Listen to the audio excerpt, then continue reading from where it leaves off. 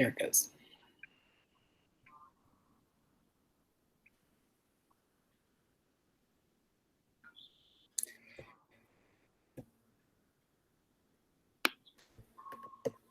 So I'm going to ask, for example, every grade level sometimes have different challenges, right? Lauren, would you feel comfortable sharing with us just one thing that has been challenging for you, or something that you just wished your students knew before they went into our world of distance learning?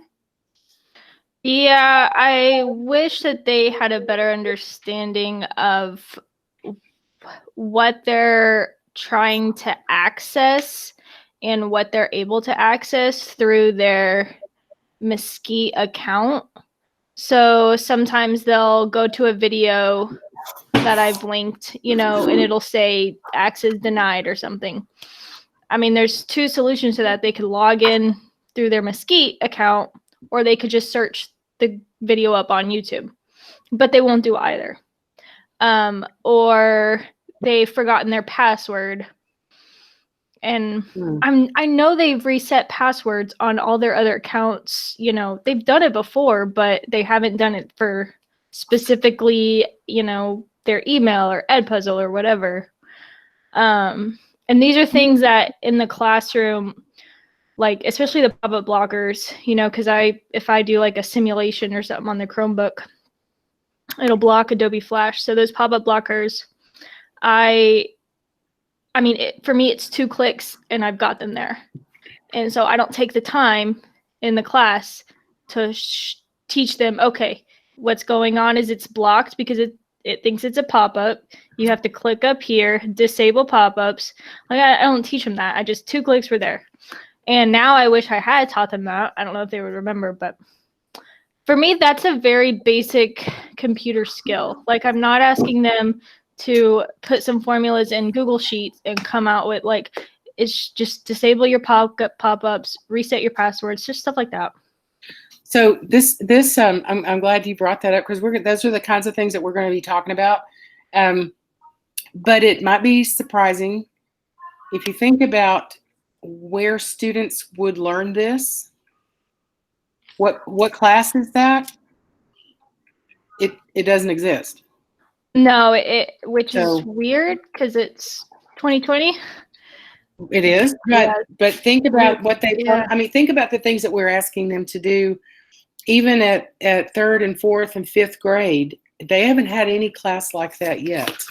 And even if, by the time they get to high school, we certainly hope they've had some of those experiences already, but they may not have. And if they've taken a career in tech class, maybe those weren't the skills that were focused on in that class either. So some of these things, I had a professor once who called them computer attack skills, because it was basically problem solving and working to solve your own problems. In other words, figure it out. And so we kind of we haven't built that into our kids very strongly yet, but we're hoping that some of these things that we're experiencing now, like the things that they don't know how to do, next year when we get started, I think we should. Well, that's when we offered the class, is that maybe that's a beginning of the school thing. We teach those skills, and at least the ones that we know they'll need for our classes, and then let them practice those skills just in case we go back to this again. Yeah. Oh, there's so much to kind of think about that we don't even think about, like you said, about things that you encounter, why it doesn't open, that we don't think to explain to them. And it changes almost every year. Like the Microsoft Word that I practiced on in middle school is totally different than the Microsoft Word that is now, or Google Docs. So that's tough too. True. And then our kids are using Google Docs. So if they're in a class where the teacher uploads something that's a Microsoft product and it's not converted to Google, they may not be able to see it the exact way they're supposed to. So it's just totally unfamiliar to them. Okay.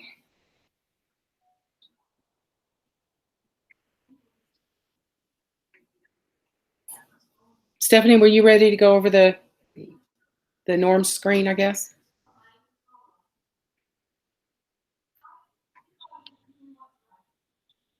I think, Stephanie, do you have your volume on?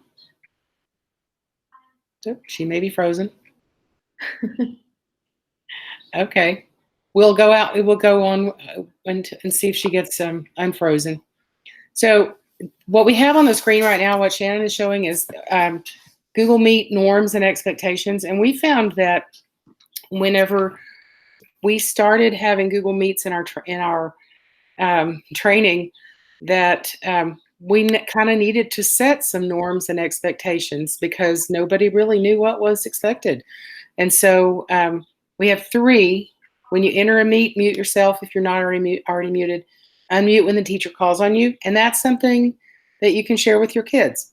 Even if you have tutoring, that's distance tutoring, or you offer something where you need to conduct Google Meets with your students, it's good to have these practices set up at the very beginning, to encourage them to type in the chat feature and wait for the teacher to respond. And when they have to contribute something, use the chat feature again, and then wait for the teacher to call on you.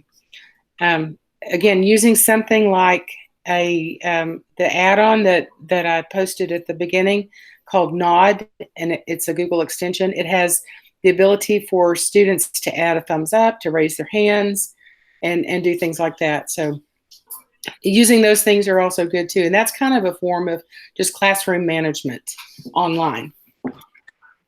Hey, Tammy, I'm back, you guys. I'm sorry about that. That's why we don't ever do these sessions by ourselves. We have a team.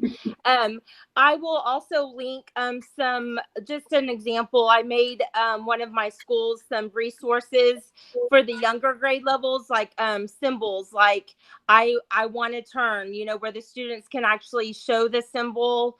I'll link that into our slides just so you can be thinking about what visuals you want to use in your Google Meet. And then also I was talking to teachers the other day for students to create their own symbol, like I would like to have a turn, when students raise their hand in face-to-face school, that's their signal. So this is just yet another tool to use visuals for your students.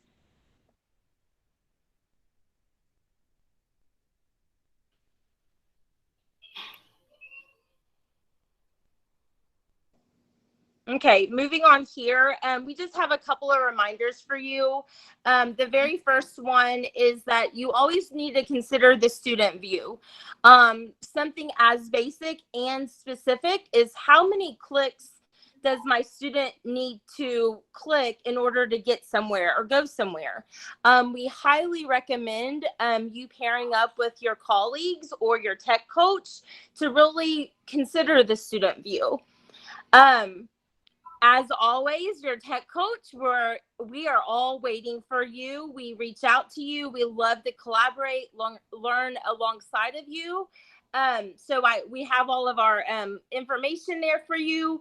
And then just one other thing, one of the things that can be overwhelming sometimes with technology is when you try to take in too much new information.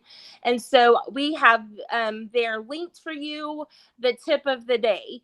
And we highly encourage you to just take 10 or 15 minutes daily and look through just 1 or 2 tips and see how it might support you with reaching your families. Okay, before we move on to the next slide and we talk about considering the student view, I want to encourage you. I think as we go into next year, we're going to see a lot more teachers using things like Google Slides and our Google Classroom and some of the other tools online a whole lot more than they did at the beginning of this school year.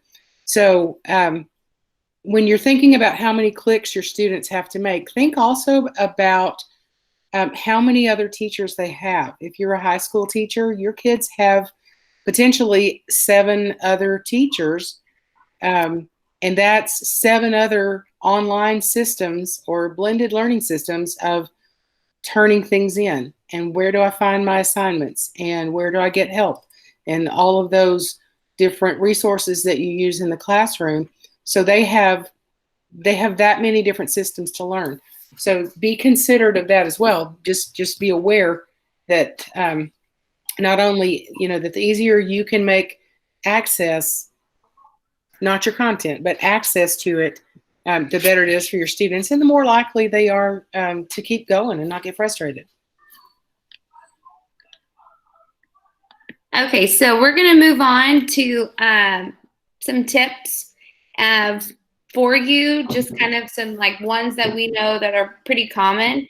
And so, Tammy, I'm going to let you share to talk about the Read Aloud extension. Okay, I'm going to do that. I will show how that works. So there's a really cool extension that you can add, and it's called Read Aloud. And I'm going to have to probably move my, there it is. Whoop. Is this it? Nope. All right, I'm going to have to move my window over even more because Read Aloud is a little microphone and it's not showing up in my, I'm going to go down to my other tools. Okay, so Read Aloud is like a little orange microphone icon. Suddenly, it's not showing up readily. It was just there. It's a great tool that all you have to do basically is click on it. And you know what? I'm just going to access it from here. There it is. Right up in the top. Maybe you can see it now. It's a little icon that has an orange, looks like an orange microphone. And I'm going to switch over to something that has some text on it. And all I have to do really is just highlight a little bit of text. Meets agenda, tips to help students work smarter, not harder. Online slides. Shannon, intro question. What do you wish your students knew how to do to get? All I did was highlight the text, seriously. If I wanted to highlight just one sentence and click on that extension, then that also would be, it would be able to read just that one sentence. Obviously, I need to get rid of some of these extensions up in my toolbar. Let me try it again. There it is. Stephanie is in charge of the opening slide. Okay, so it only reads what's been highlighted, and if the students want, I mean, they can stop it whenever they want to. They can hit the pause button if they need to. And that is one super easy extension to have them just have their work read aloud to them. It's really kind of cool too in a writing environment because they can have it read back to them. Sometimes you see what you thought was on the paper didn't really make it all the way to the paper. And that is the Read Aloud extension. Questions or comments about that? Can student learn? Yes, students can add extensions onto Chromebooks. I can show you how to do that. Students have a limited list.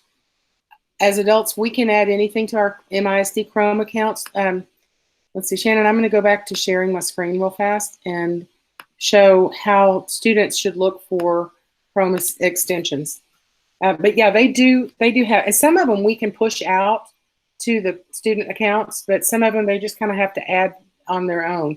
So I'm going to go to, let's see, go over here to the extensions. I'll just go to the Chrome Web Store. When they go to the Chrome Web Store, there are kind of two places where they can get extensions. If you'll notice, I'm logged into my Mesquite ISD account, so I've got this choice right here, and this is what students can choose from, is the formesquiteisd.org, and anything that's in here in the For Mesquite section, students can add to their Chrome account. So, and I believe the Read Aloud tool is in there as well. So there's lots of, yeah, there it is. They can add, camera controls. They can add site blockers, Google Meets, grid view. All of these things have been added. We try to keep that, pretty up to date as far as whenever somebody finds something that's really going to be working for students, we really try to keep those available to them. So that's how you find it. Okay. All right. I'm going to move on to the second tip. So I'm going to go ahead and present my screen. And most of these tips have links for you to access, like a video tutorial in case there was something that you forgot that you were really interested in learning about. You can go back and look at some of these links. But, so the second tip is splitting the screen. So like for right now, for example, if you're on Google Meets with your students and you're wanting to present your screen, but also see what your students are doing, because right now I can't see anybody. And so you have the option to split your screen. And to do that, I can take like the tab for the Google Slides. If I hold down, I can drag it forward and it's gonna bring it into its separate browser. And then I can minimize it to make it smaller and to where students are, I can also see my students. So I can see both screens. You definitely, if you're presenting, you're probably gonna wanna see what your students are doing. Just like in the classroom, you don't wanna turn your head or you don't wanna have students behind you because you never know what they're doing behind you. So yeah. So that's an option, just to split your screen so you can see both. The other one is right clicking. Now I'm using a Mac, so it is a little bit different, but on a Chromebook, just like you would use the mouse, if you double click on the touchpad, it will give you the right clicking options. And if your screen is touch screen, you can also touch the screen, double click on the screen, and it's going to give you like the option like back or something like that. So Shannon, could you demonstrate the how to split the screen again? We had a request for that. Yes. Okay, so let me bring this back. Actually, let's say if I wanna split and show the Padlet, what I can do is I can hold down on the touchpad to click, and then I'm gonna drag the tab forward to make it separate. And then I can go on this corner right here and click, and I can shrink the size to where I can see both screens. And I can change the sizing of it. And if you're looking at the chat, you can see that Jessica just added that there's a new Chrome extension for split screen. So that's something to try out. Awesome. Do you know what the name of it is, Jessica? It's called Dual-less, I guess. Okay. That link I put it in the chat. I haven't played with it much, but it is an option to try out. Awesome. Thank you, Jessica. Okay, moving on to sharing. So one thing that I would always teach my students, especially sometimes with the issue of I turned my assignment in Google Classroom, we always, we don't want these excuses, but they always happen. So another option is to show your students how to share, or you can show your students how to share a document with each other to where they're collaborating on one document together. And so just like you would share a normal document, if you go to the share settings, they can click on share, and then they could type in your email address so they can share a document that they're working on with you. I would also, let's see, yeah.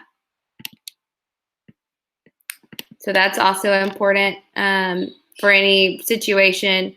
If something happens, they can share their document or slides with you.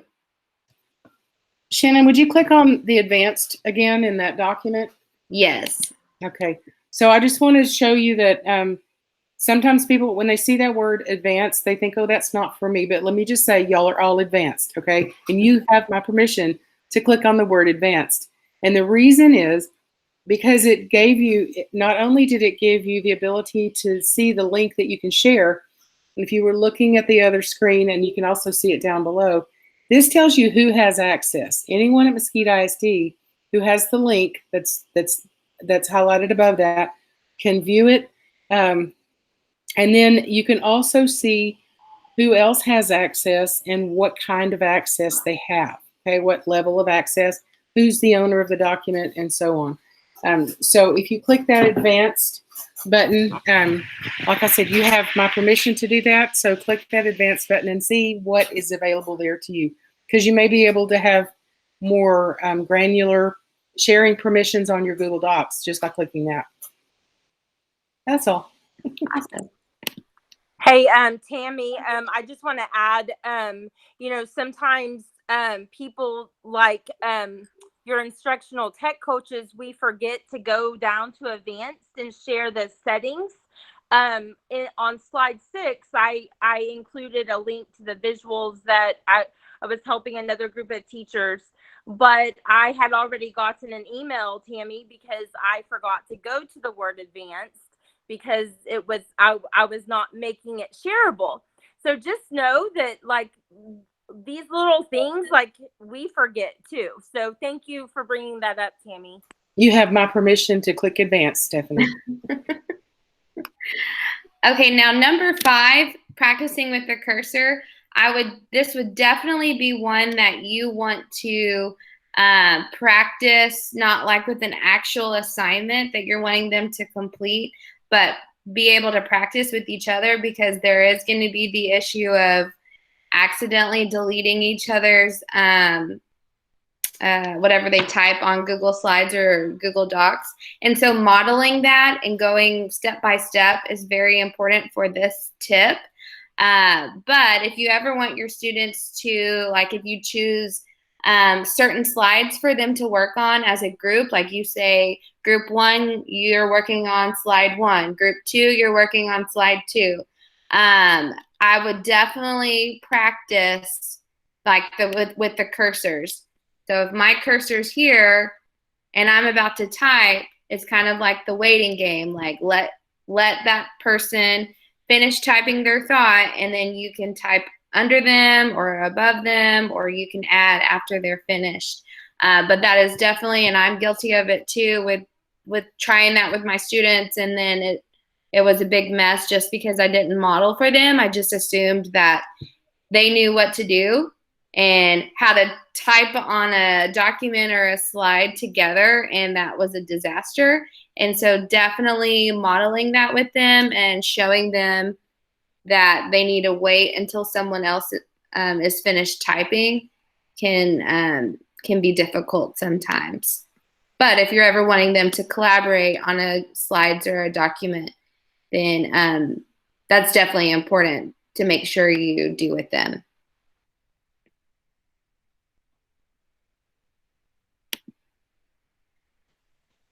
Okay, also, a lot of people are not aware, especially students, that they have an email. And so just like we do in our portal, and this is also like anytime you give, like you send a comment to them through Google Classroom, they are able to get that notification through their email, or if they need to send something through the email, then that's that they.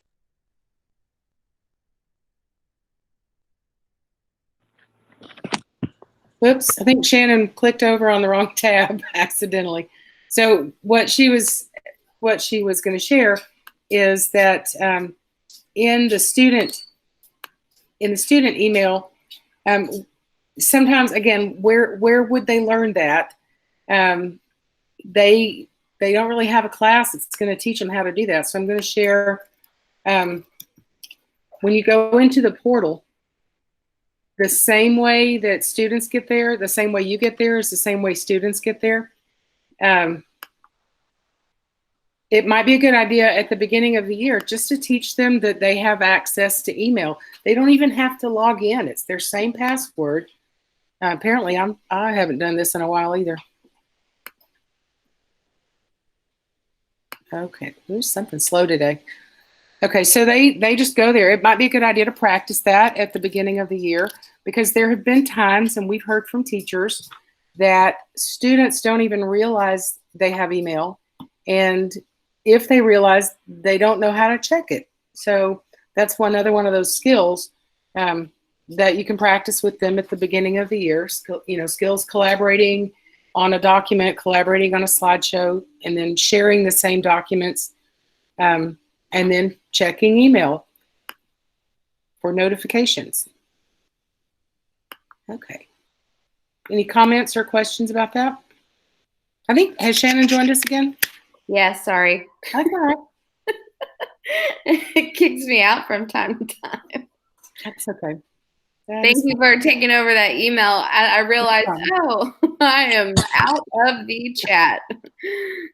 So that just means it's your turn now, Tammy. I had a turn first, Shannon. Okay, where are we at? Sorry, the to-do list? We are on the to-do list in Google Awesome. Classroom. And honestly, I'm not going to lie, I didn't really show my students this or really know about it till recently. But there is a to-do list, especially right now when students have like multiple teachers that they're doing assignments on Google Classroom. This is important because sometimes it's like, okay, wait, what assignment do I have to do, or did I finish this or not? And so when you go into Google Classroom and where the 3 lines are at the top left corner, the one that you're in enrolled, and I'm going to scroll down. Oh, Shannon, you're not sharing your screen. Oh, you're right. Sorry. Thank you. All right.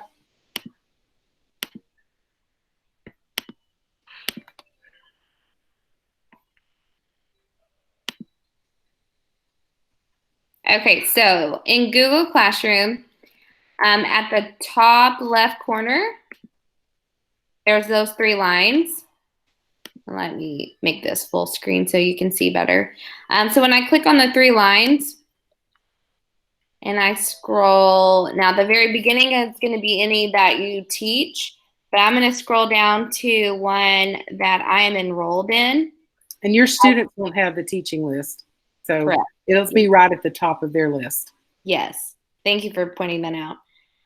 So yeah, right where it says enrolled, it says to do. And if I click on that, it's going to show all the assignments that are due and the dates that they're due. If they want to select just a specific class, they could go here and choose the class that they're just wanting to look at the assignments that are due so they can see. If they're wanting to see all of them, of course, they can choose all class. And then also under the done section, they'll be able to see what assignments they turned in. Because a lot of times, especially at the very beginning, students struggle with when they complete an assignment, they don't click mark as done. So training your students to look at the done column to see like, oh, which ones did you actually submit and turn in? They'll be able to see that. So that will eliminate, or hopefully help eliminate them saying, well, I turned it in, I completed it. Because if they don't click the mark as done, then you're not going to see it, or it's not going to show that they've turned it in. And so this will definitely help for them. And again, training them to just automatically look at it to see what they've turned in and what they haven't will be extremely important.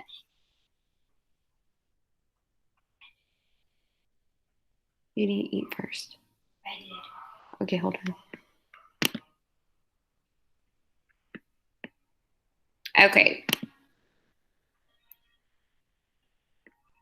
Let's see. Any questions about the to-do list?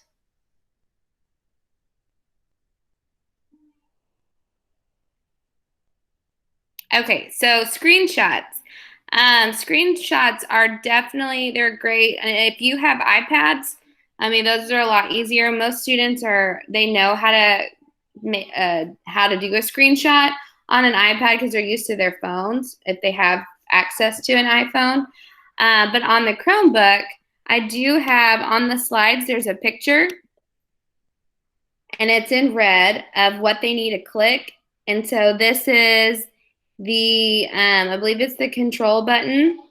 And then this one, it looks like it's a square with 3 lines.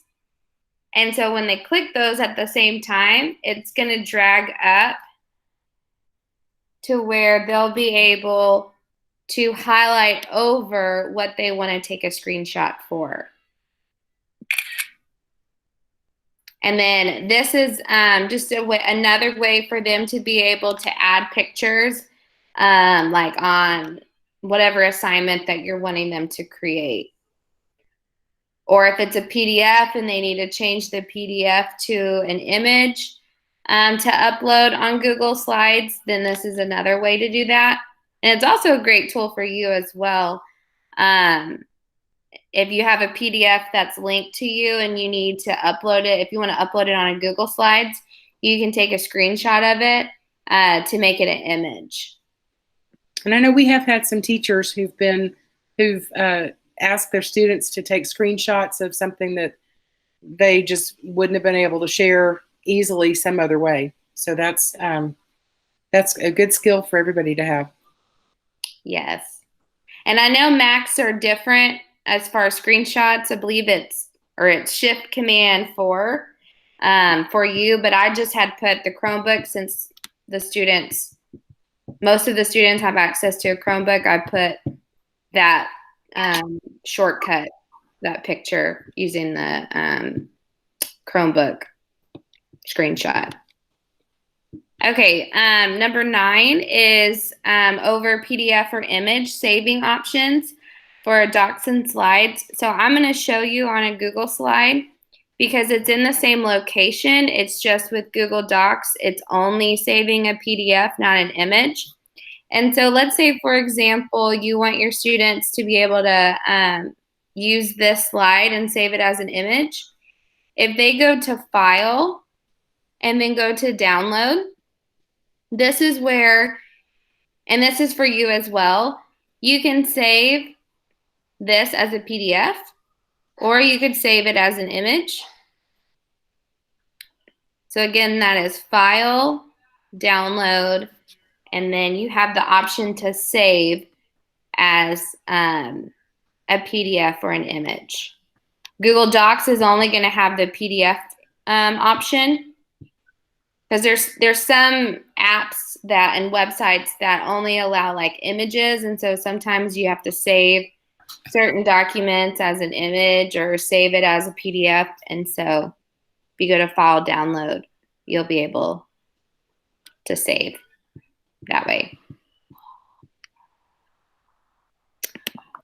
And then the last one, the voice type tool. This is definitely very helpful for students who struggle with like typing if they're dyslexic, or just being able to express their thoughts.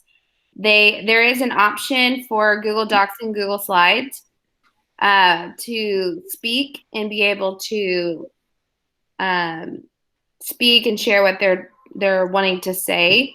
So if you go to Tools and then go to Voice Type Speaker Notes, I'm going to click on this option.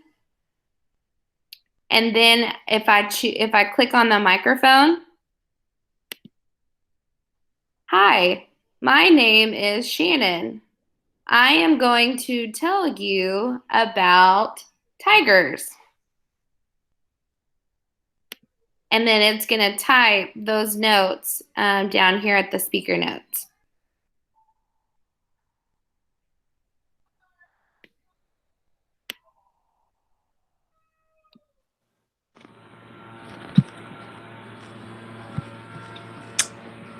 Hey, Shannon, I know we have our final question, but I want to open up the discussion for just a couple of minutes.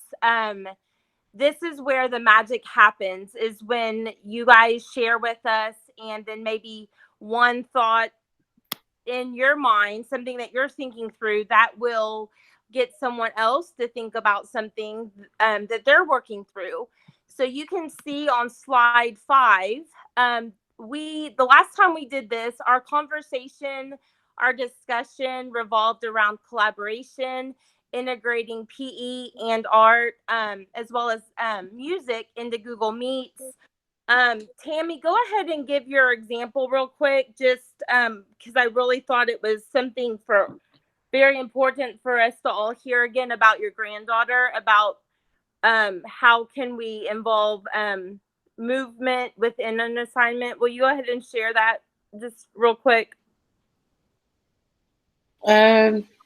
Remind me, because I don't remember. You were helping your granddaughter and you were thinking like it would just be amazing if something was built into the assignment to get her up and active, meaning talking like an active brain. Yes.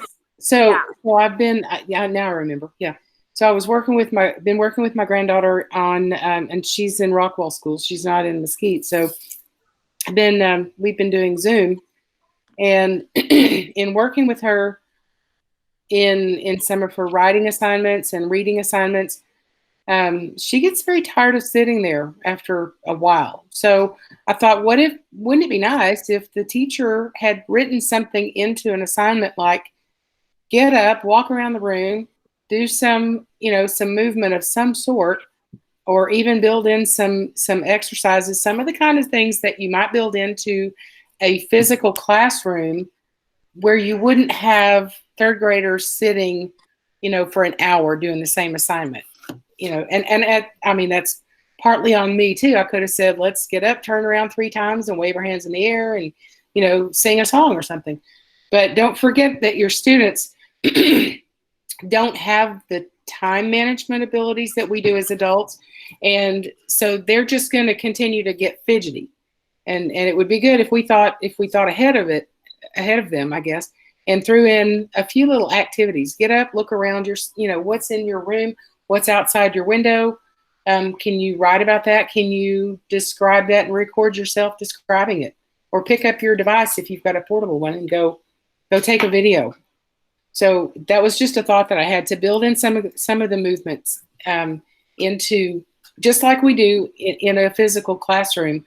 We think about how long can they sit there? How long is their attention span going to last?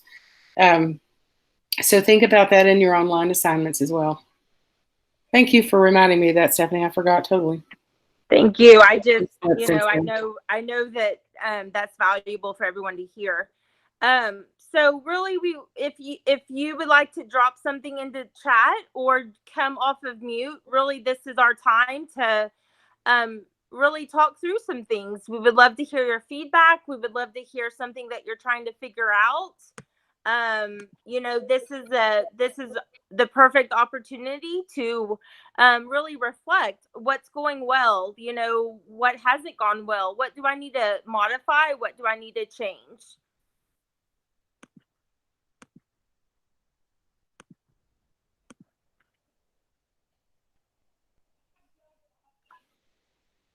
Also, I want to throw in, while you're thinking, we'd like for you to add to the Padlet, and I put the link back into the chat.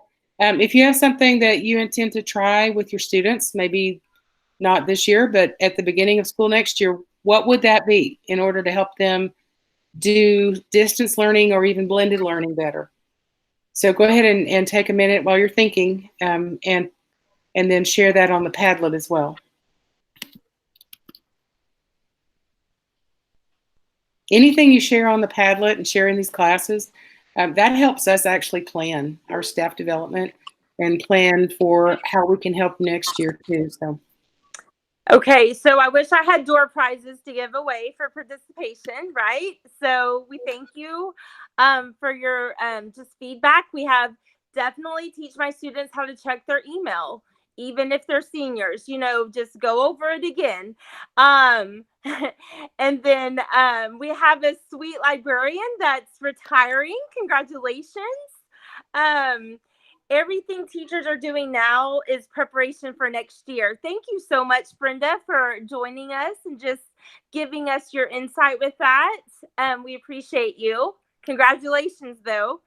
And then someone else said that they would really like to check in to Kahoot. What are the possibilities? with using that to increase engagement. There's many tools out there.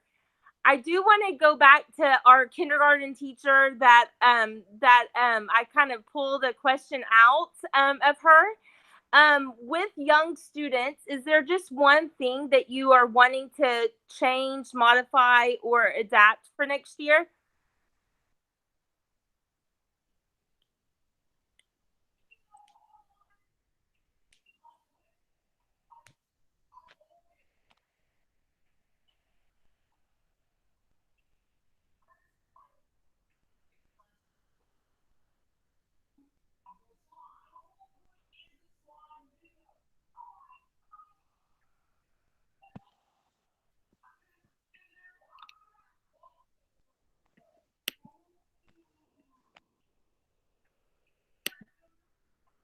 Okay, I'm reading the chat, and I was just reading through.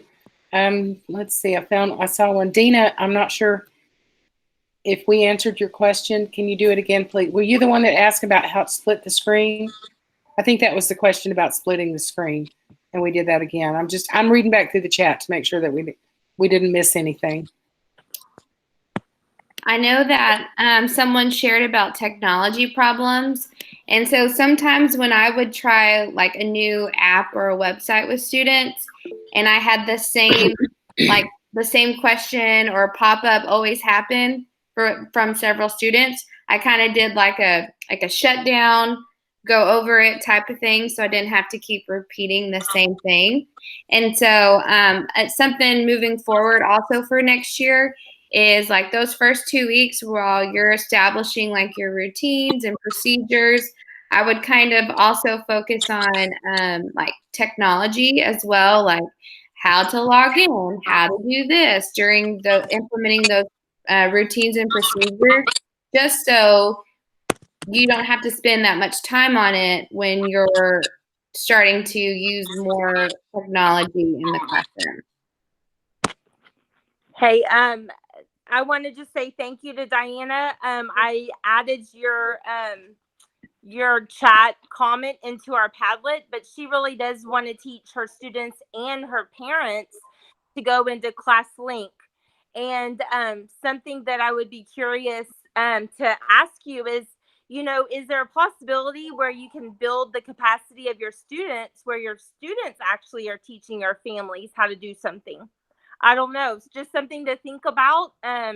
We know how parents love to see their child, their student, perform or do special things. Just something for you to think about.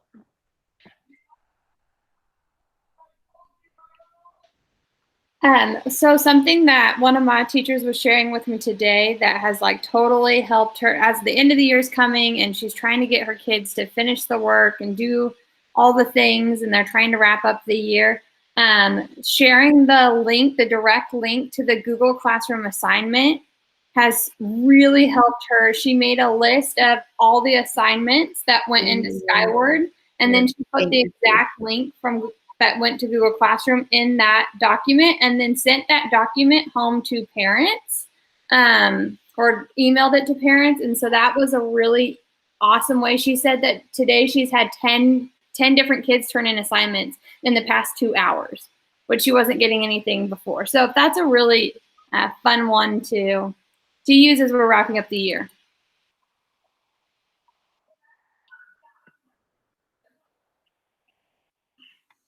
That's exciting that she saw that much growth. That's very exciting for that teacher.